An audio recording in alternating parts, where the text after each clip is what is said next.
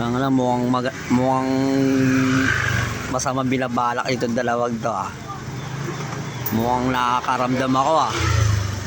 Yun oh, ayun oh. Yung kumpare kong Kurt at si paring Manny oh. Mukhang tatagal sa tindahan ah. Pre, mukhang may binabalak yung masama dyan pre ah. Ayan ang sinasabi ko. Mukhang masama ang binabalak. Mukhang mapapalabang ka paring Kurt ah. Pre, mapapalabang ka pre ah.